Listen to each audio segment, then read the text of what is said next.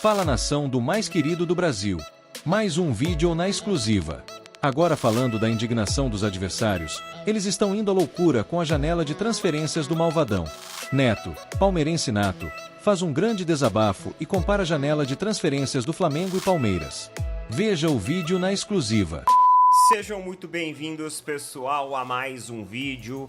Agradeço mais uma vez vocês por estarem aqui pra gente bater um papo, pra gente trocar uma ideia e pra gente conversar. E antes de mais nada, meus amigos, assista o vídeo inteiro. Vamos falar sobre todos os argumentos, sobre todos os lados dessa moeda. O papo que eu quero conversar com vocês aqui agora, ele é um comparativo mais barra uma análise muito autocrítica em relação à equipe do Palmeiras, à gestão do Palmeiras. E eu quero explicar para vocês, tintim por tintim, o que eu acho em relação a tudo isso que está acontecendo. Hoje de tarde, o Palmeiras anunciou a contratação do Emiliano Martinez em tempo recorde. Porque na hora do almoço eu fiz o vídeo falando ainda que estava em negociação, mas cara, eu dei um F5, o moleque apareceu como contratado. E já saiu vídeo já na TV Palmeiras, já saiu vídeo nas redes sociais. E o engraçado é que o Palmeiras fez um vídeo com os melhores lances dele. Um vídeo de 1,20 minutos. Sabe aqueles vídeos tipo de skills? O Palmeiras, a TV Palmeiras fez um vídeo desse, do Emiliano Martinez, com 1,20 minutos. Ou seja, não tem muito lance pra mostrar. Se você olhar e falar assim, se for assistir o YouTube, no YouTube todo mundo é Pelé. Então, o Emiliano Martinez não tá tendo muita coisa pra mostrar, porque o vídeo é curto. Eu fui lá e comentei, inclusive na página oficial do Palmeiras, e falei assim, olha, ainda bem que vocês fizeram um vídeo de 1 minuto e 20, porque de 3 minutos acho que não teria lances bons o suficientes desse jogador pra que vocês colocassem um vídeo de mais de 3 minutos aqui. E eu até me surpreendi, porque quando eu entrei no anúncio da contratação do jogador, eu encontrei muitos torcedores palmeirenses criticando. Pô, a gente sonhou com o Claudinho, sonhou com o Andreas, sonhou com o Jorginho e acordamos com o Emiliano Martinez da Dinamarca, do futebol dinamarquês, com números inclusive muito discretos. Então vários e vários torcedores criticaram também a contratação do Palmeiras. Eu não entendi essa contratação do Palmeiras. Eu não sei se os caras querem encontrar um jogador mágico que vão contratar por pouco e depois vender por muito, só que a contratação dele não foi tão pouco assim. O Palmeiras pagou em torno de 8 milhões de euros pelo jogador, então não foi assim baratinho.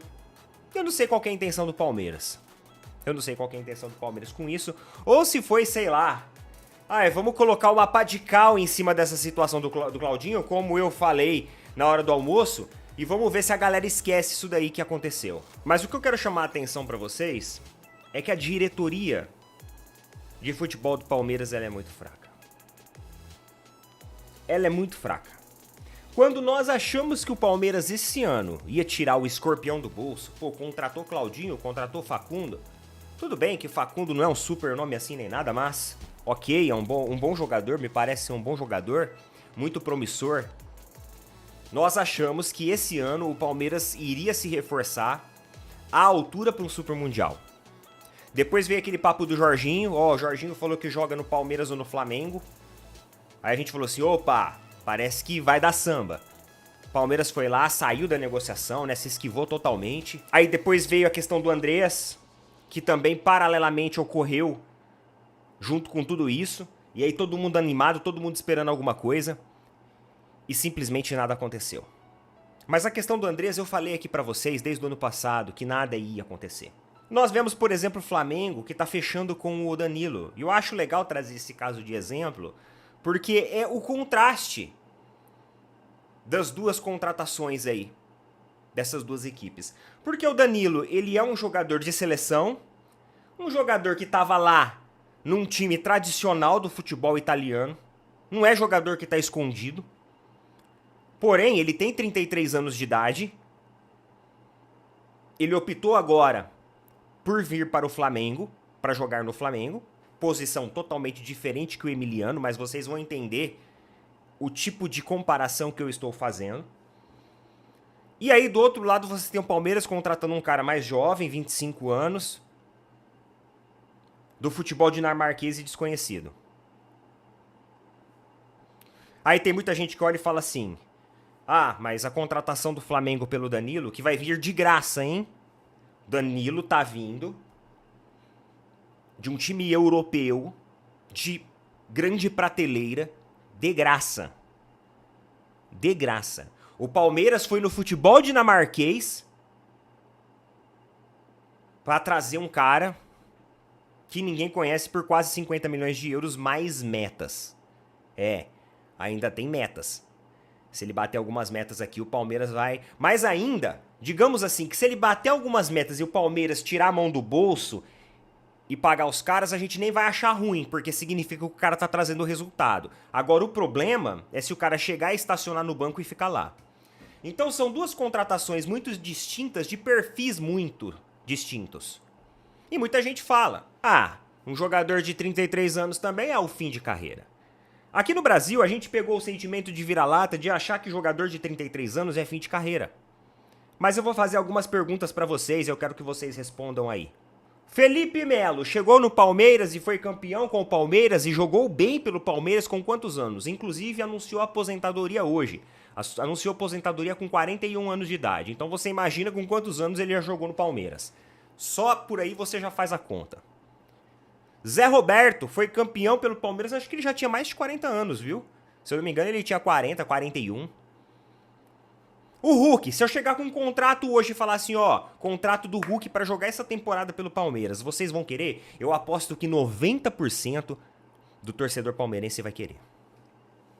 Pessoal, o jogador de 30 e poucos anos pra cima, que é o fim de carreira, é aquele jogador que não se cuida.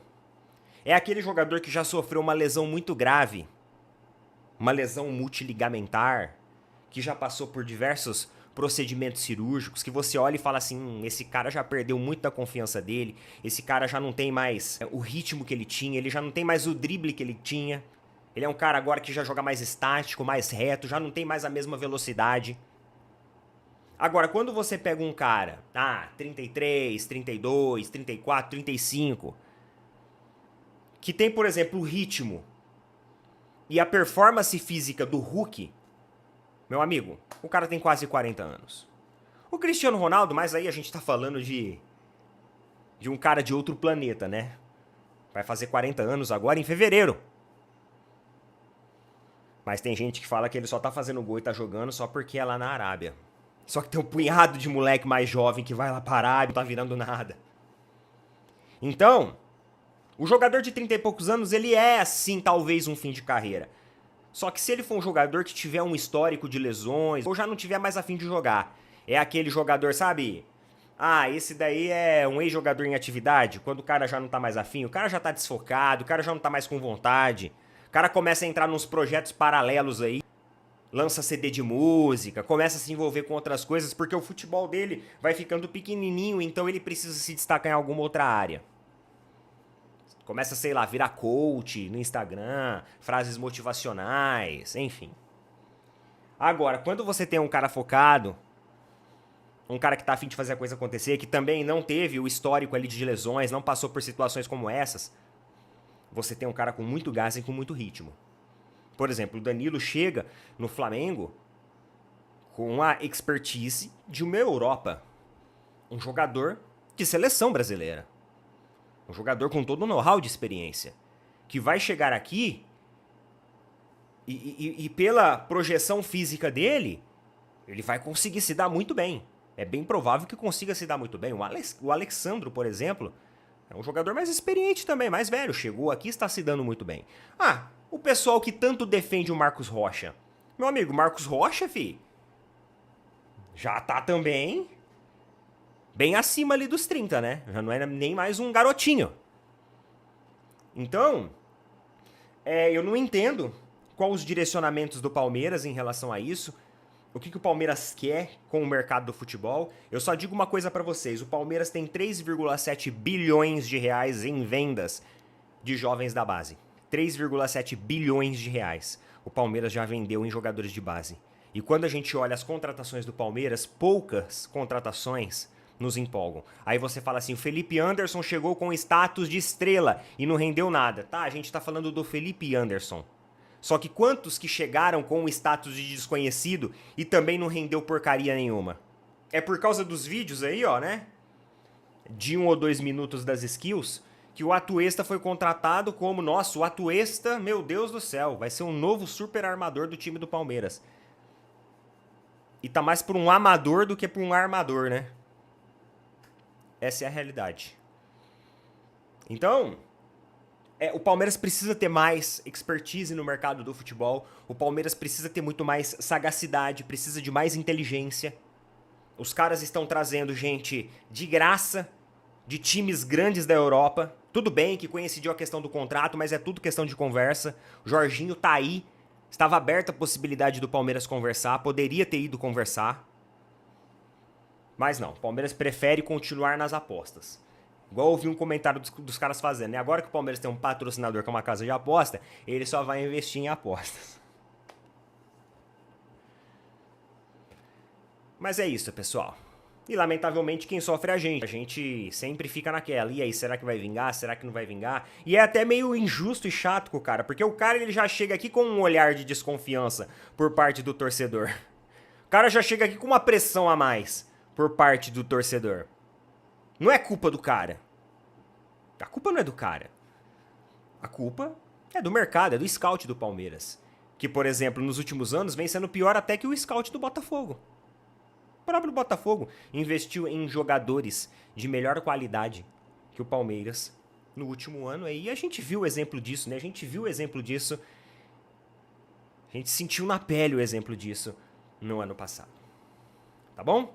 Não sou contra você trazer uns jogadores ali mais desconhecidos, uns jogadores que são mais apostas. Mas eu acredito que isso tem que ser uma complementação de elenco com jogadores ali de nível a mais. E há muito tempo eu espero o Palmeiras subir de verdade o nível do seu elenco. E não é só o nível com um ou outro jogador pingando aqui e ali. É um nível de maneira completa.